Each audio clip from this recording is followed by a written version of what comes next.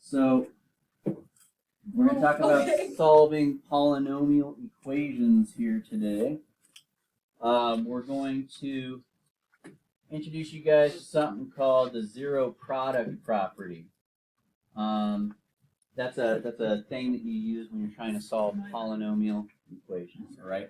Now we're going to look at three different scenarios: problems that are already factored, problems that we need to factor, and then problems that we need to put in the right form before we can factor. So we're going to look at three levels of difficulty here.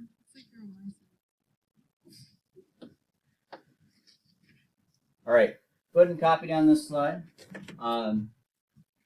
What does product mean in math? The answer to a multiplication problem, right? So we have zero product.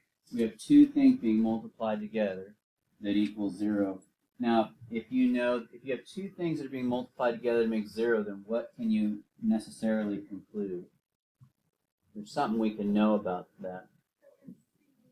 One of them has to be zero, right? The only way you can multiply two things together and get zero is if one of them is zero. So let's finish that. Go ahead and add that on there. So that's what we call the zero product property. That's going to come in handy for solving polynomial equations.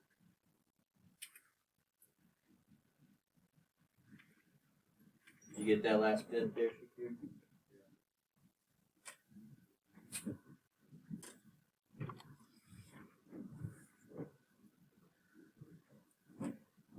All right, so we're going to use the zero product property. So go ahead and write down your directions there in number 1.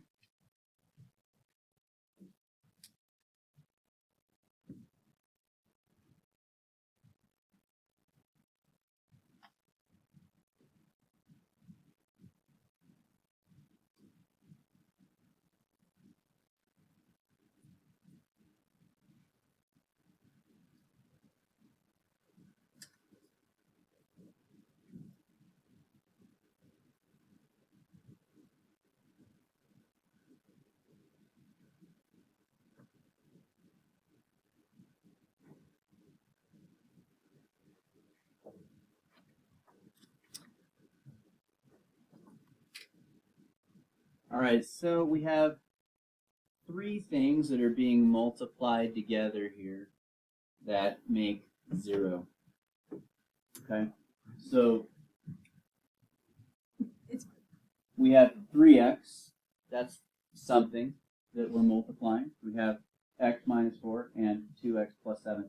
Those things will be multiplied. Those are called factors. We kind of talked about that back when we were doing factoring. You need the things that are like the multiplied pieces.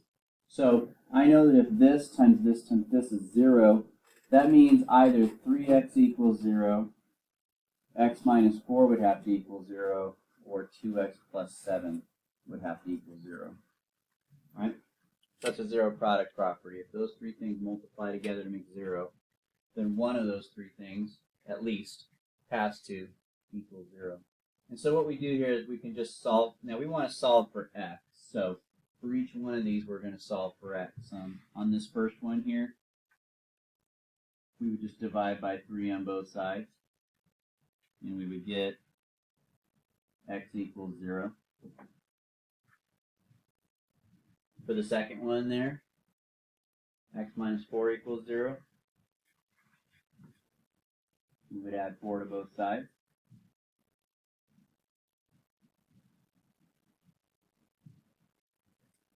And then for the last one there, we've got a two-step equation. We'd have to minus 7 first, and then divide by 2.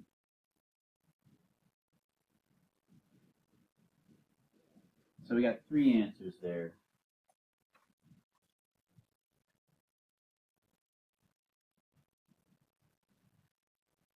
All right.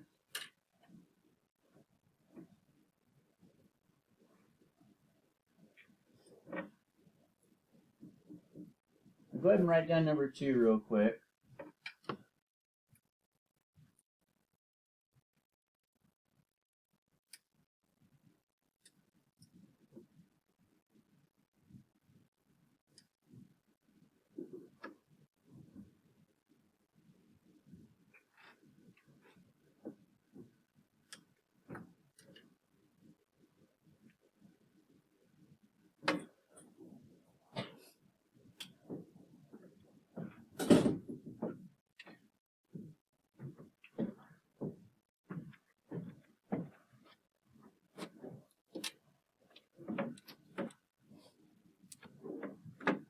right.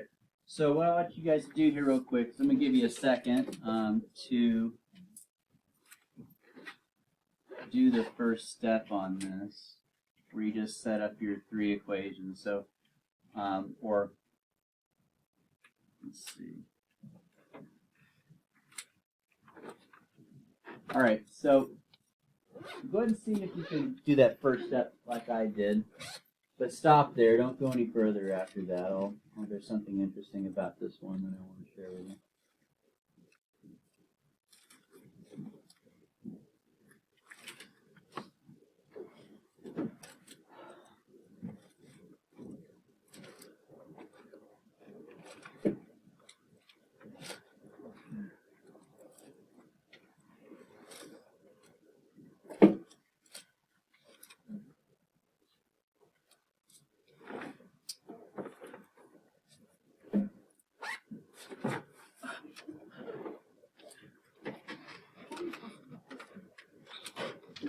All right.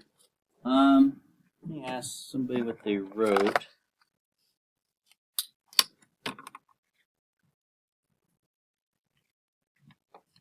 Jedrick, what did you write? Okay.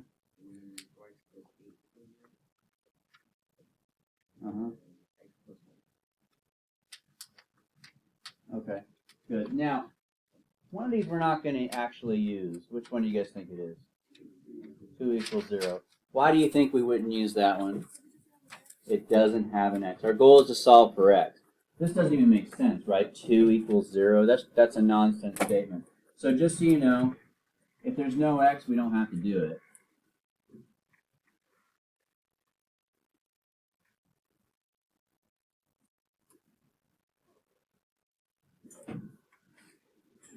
All right, so we'll just kind of put a big X through that one. But all you guys solve those, I'll call you for your answers there. So go ahead and solve the other two there. And take a moment.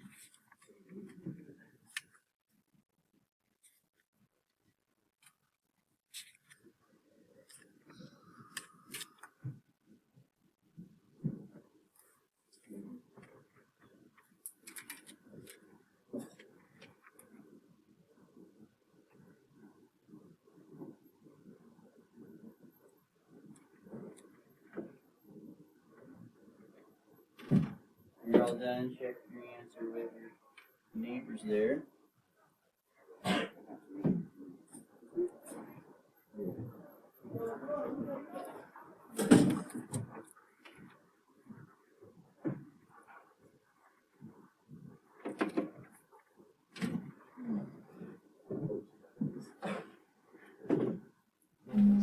All right. Here. So Michelle, what'd you get for x? Good. All right. So now this is our first level of difficulty. It's the reason why this one is the basic level is because all we have to do is basically identify our factor, set them equal to 0, and solve. We're going to take it up a notch in a minute here. So I feel like you guys probably have this. Do you think does anybody feel like we need to do a student practice on that one? No. How many of you guys feel like we do? Let me see. No, I think we're good. Just give me some hints. How many of you guys feel like we don't need some practice? Okay. We have time for it. If you don't want to do it, how about this? If you don't want to do it, don't do it. If you feel like you got it, don't. But I'll give people time if you want. I saw a couple hands, and I don't want to leave people behind. Yeah. So go ahead. But if you feel like you got it, you want to take a break, go ahead. No, I'm not ready. Here's a challenge to you guys that don't want to do it because it's too easy. For you, maybe. I don't know. Try to do it in your head. Try to do it in your head. Just do some mental math. See if you can just do the math in your mind without writing anything down. That'll be a good way to spend time. No, you're not. Okay, I'm done too. Oh, you guys said no and you did it anyway. Okay, we're racing. That's good. I'm glad you guys have turned into something fun. Well, you're gonna lose. You're really gonna lose. Okay, 5 practice back, and then the 6 started again. Okay. I said at least one of them. So we Will the could, answer be all? yeah, all Four. three, yeah. Because if Six. any of those answers happen, It would then be right. the whole thing becomes zero. So yeah, they're all possible answers. 3, 4, 5, 6. I knew what you were gonna say. Okay. Go. 1, 2, 3.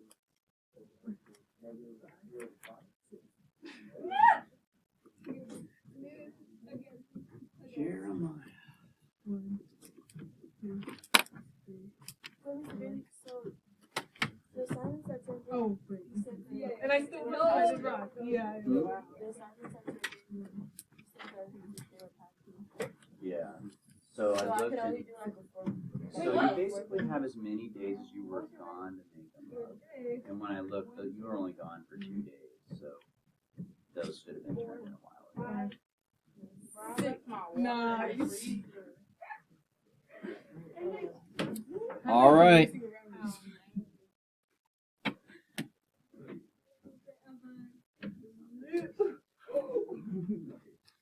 Okay. So let's go over what we have here. So first you should have done x equals 0, x plus 2 equals 0, and 5x plus 3 equals 0. This one's done. So x equals 0 is an answer. Okay. Some of you might have been tempted to cross that one off because it's just like it maybe looked like the 2 equals 0, but it's not. It has an x, so we're going to keep that one. So x equals 0. This guy, subtract 2, we get negative 2. This guy, you would start by subtracting 3 and then dividing by 5. So you get x equals negative 3/5. All right. So what do we call this property, you guys? Zero product property. So the name's really cool because it tells you what you need. You need 2 things to use the zero product property. You need a 0, and you need stuff that's being multiplied together. You need products. So you can't do the zero product property unless you've got 0 and some products. If I were to change this problem like this and put a 3 here, you can't do it anymore. You can't do that process anymore. Why? Well, because zero product's really unique. If you're multiplying 3 things together and you get 0, the only way that's possible is one of them 0. But there's an infinite number of ways to get 3. Now you might think, you might think, well, I only know of 1 and 3, Mr. Bailey. That's true, but there's more than that. There's like 1/3 times 9. That's also 3. There's 1/6 times 18. That'll give you that as well. So there's an infinite number of ways, so you can't possibly solve it that way. So it has to be zero product property only. So let's move on to our second level of difficulty today. Can somebody tell me what is not correct here? Why I can't do zero product properties? See what it is? Yeah? Because they have exponents. Okay, there's exponents. So you're seeing like it's something that stands out as different. What do you think, Michelle? We don't have products. It doesn't look like this. It doesn't look like something times something equals 0. Instead, it's something plus something minus something equals 0. You can't do zero product property with addition and subtraction. It's got to be products only. So the way that we fix that is by factoring. Don't you guys agree if I factored this, it's going to look something like this now? Right? So you have to factor it first. All right? So our second level of difficulty is you recognize, I don't have products, therefore I need to factor. So let's begin here. I'm going to ask you to remember stuff from Friday, but if you don't know, you can just say, I don't remember. That's fine. Adriana, when you're factoring, what's the first thing you always do? Look for a GCF. Now, I'm not going to review factoring too much right now. I'm just going to let you guys tell me what to do, and then I'll do it, just for the sake of time. But I'm going to take out my GCF. 2, 6, 2, and 6 can all be divided by 2. And they all have at least one x. So I'm going to take out 2x. And if I take 2x out of all of those, I'm going to have x cubed plus 3x squared minus 2x minus 3 left as a result. So I'll wait for you guys to write that. But all I did was GCF first. But we don't want to stop there. We want to keep factoring. Okay? So, Adrian, this one has 4 terms in it. What method do we use to factor polynomials with 4 terms? Not sure, Crystal? Oh, I was gonna say, if you divide 2 by 2, it should be. Thank you. Crystal found a boo-boo. Can you guys make a correction here? This should be a 1. I made a mistake. Thank you, Crystal. So back to our question. Does somebody know then, like, I've got 4 terms, Cal. What method would I use for that? We would use the box method. All right, so let's do the box method. Here we go. I'm going to do the box method. After I do that, we'll still have this 2x. And the polynomial there will be broken apart into 2 separate things.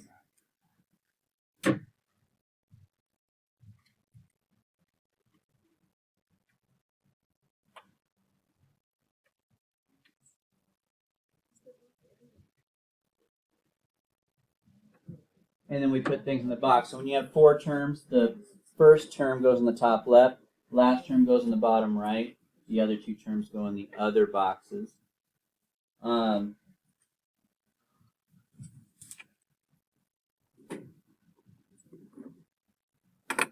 So what we're going to do now is take out what they have in common. I'll wait a second. I'll give you guys a chance to think about it just for the heck of it. What can I take out of here? Oh. 1x, good. How about here?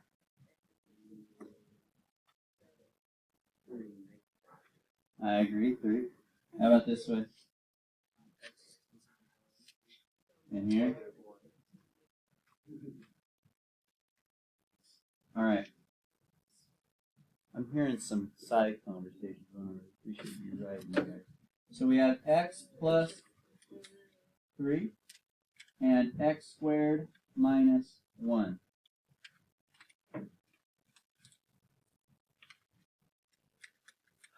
All right, I'm going to ask another question. One of these is a difference of squares.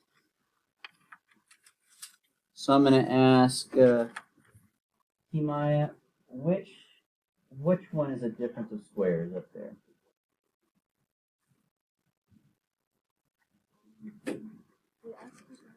Sure. One of these factors is a difference of squares. Which one?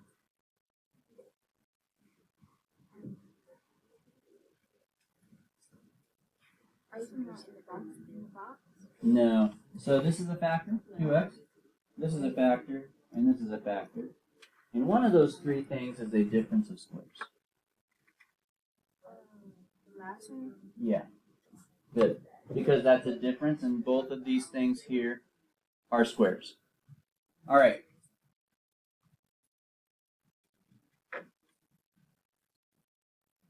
Leah. I'm sorry. Okay. So we have 2x. We have x plus 3. And then we have this guy. So I bet someone could tell me this pretty quickly. Doing a difference of squares method. I'll give you a shot at it. Edwin's not with us today. But let me talk to Alondra. What do you think? X squared minus 1. If I did difference of squares, what do you think that would be?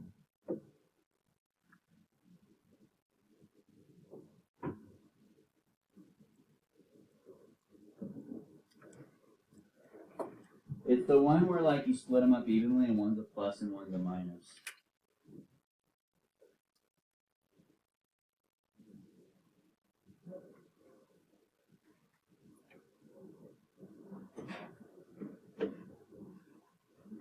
X, I heard a little bit. I heard x plus and x minus. So basically, if you split x squared up evenly, you get x. And if you split that up evenly, what times what makes 1? It would be 1. You make 1 a plus and 1 a minus. All right.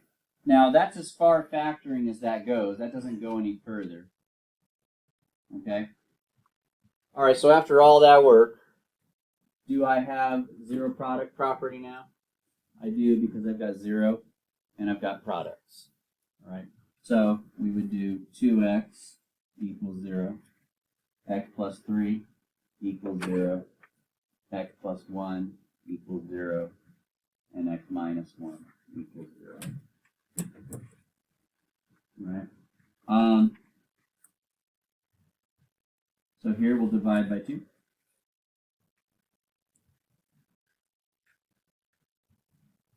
Here we'll minus 3.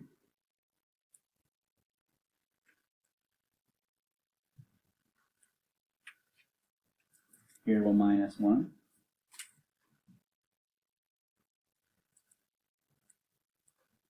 And then finally over here we'll add 1.